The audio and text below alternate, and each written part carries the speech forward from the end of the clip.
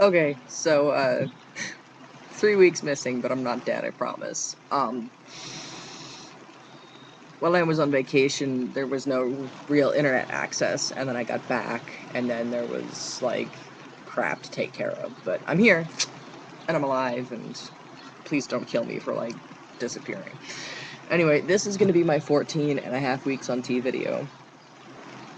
And I guess general update thing. My vacation was great, visited my family, etc., etc. Got a tattoo and a piercing, but not the one I wanted to get of either. In the case of the tattoo, I didn't have the design finished yet, and in the case of the piercing, it would... My family's really resistant to my interest in body modifications, so I felt it just would have been disrespectful. So I'll just wait and get it while I'm here somewhere, and then next time they see me, it'll be healed, and it'll have a tiny, clear plastic barbell in it, and if they even notice it, then that's their problem. But, like, I fucked my family up bad enough by not listening to them, so. Vacation aside, changes on T. I was 4 days late with my last shot. Probably because I was, like, ridiculously over-emotional, because I get that way when, I guess, when my T levels get low. I get, like, and everything becomes this huge fucking deal, and I can't handle stress anymore, and it's, like, a horrible mess. Like, I probably should have been on, like, Prozac and stuff, but instead I'm on testosterone. It apparently has recently just become a huge deal to me that I'm dependent on a drug to be happy. And all the way, you know, as a kid, it was always a big deal, you know, family and doctors and etc. always wanted me on antidepressants and whatever, and I always refused because I don't feel like I can be a successful person and be dependent on a drug to be happy or to function on a daily basis. And I don't hold this as a standard for other people. What other people do in their lives to be happy or successful or get their shit done is none of my business. But when it comes to myself, I really don't like that idea. And I actually was putting my shot off and forcing myself to deal with being recklessly emotional because I need to know that I can if something ever happens and I can't take tea anymore, or I can't, you know, I lose my prescription and have to go a month without it, or a health complication arises and it's not my best interest to keep taking it. I have to know that I can deal with that, and the answer at this point is a very shaky, oh god, I hope so. Within 4 or 5 hours of taking my shot, all that disappears, just poof, vanishes. All that stress and anxiety and crap just leaves me alone. So I think for now, staying on the shots is the best idea. As far as physical changes go, my voice isn't cracking anymore. It's still very weak. Like, before, I had, like, a range. I could go from, like, point A to point C, and it was, you know, there's, like, every note between point A and point C, and then there was this little range down here that kind of half-assedly worked, and this little range up here that kind of half-assedly worked. And, I'm on the back porch. That was my roommate going to work. And since my voice dropped, I did lose some amount of that upper range, but the range that I do have is shaky, and there's like these patches missing out of it. My yelling voice isn't as strong anymore. My voice is just a lot weaker than it used to be. It kind of bugs me a little bit. I think if it's something I still have a problem with in a year or two, I'm probably going to go and find I don't know if that's something like I'd have to get a voice trainer for, or a speech therapist or something, but that really bugs me for some reason. Just pointing that out. I have had, over the past, like, month, a very, very gradual increase in body hair. hair that usually only came to right about here has crept up across the back of my hand and kind of onto the backs of my knuckles a little bit, up in here.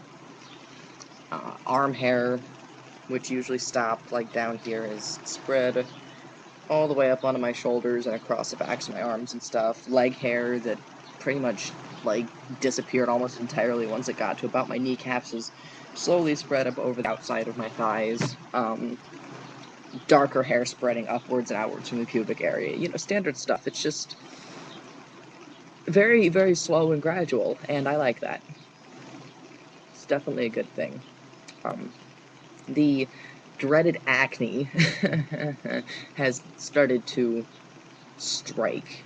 So thankfully I already had I got all the acne treatment stuff before I went out of town, but I've noticed right in here along the tops of my shoulders, and not on my upper chest, but actually like right between the breasts and down underneath them across the top of my stomach, which hopefully doesn't mean that I'm gonna have excessive stomach hair, but if I do, whatever, that's what razors are for. But yeah, acne, not cool. I'm really not having much of a problem with it on my face at all. Like maybe 1 or 2 pimples, so long as I keep my face clean and don't rub my hands all over my face like I just did.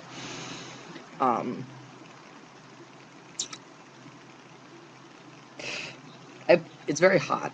Like, if you live near New York, you know how hot it's been up here in New York, Connecticut. It's been fucking hot. As opposed to hot weather like this that I've dealt with before, I noticed that, yeah, the heat really doesn't affect me as much as it used to. Part of this is probably because I started sweating like a fucking fire hydrant. It's in the mid-80s, and there's physically sweat beaded against my skin all over my body underneath my clothing. It's really gross. I'm not cool with that, but weather in the high 80s to low 90s for a couple of hours used to be enough to put me into heat shock. Like, heat stroking, need to go lay down, dump a bucket of water over my head, ice packs on the crotch, you know, like, I never really dealt with heat very well, and so I find it interesting that I can deal with heat much, much better now, which is important because it's been really fucking hot here. 2 other things, and this is still holding up. I'm a lot more active than I used to be. I get up, I move around, I do things, I'm a lot more restless. I can't just, like, sit down in front of my computer for hours, unless I'm trying to find porn. Just, like, sitting around and playing video games is not as fulfilling as it used to be. I actually need to get up and move around. Like, I've been cleaning the house, I'm sitting out on the porch, we cleaned the porch. That's a horrible rig on my fan. You know, you can't see anything. We cleaned up the porch, it's nice. The yard is getting cleaned. I scoured out the duck pen yesterday because their mud was starting to stink. I find myself getting up and moving around a lot more often. I'm not as dependent on caffeine and stuff as I used to be to have energy to do stuff. Even when my moods are the same, it's not like, hey, tea has made me happier and I'm not depressed and therefore I'm getting out more. I'm just more restless and get the overwhelming physical urge to go out and do shit more. So, bonus points for that. The second thing is, partially probably because of that, I find that eating sensibly is a lot easier for me to lose weight than it used to be, which is good because I am definitely a little bit more than a healthy thickness at the moment. I think that all the anecdotal information about men having higher metabolisms than women, well, I'm sure there's scientific information too, but I've never read any of it. The general men being able to build muscle, stay active, and eat more than women and not get fat is true in my case. Also, without much effort, without added exercise, and without having to go to extreme lengths, it's a lot easier for me to take off weight than it used to be. And obviously a lot easier to put on muscle, but that's why so many people abuse testosterone, isn't it? So, no, that's it. I should really write this crap down. But yeah, I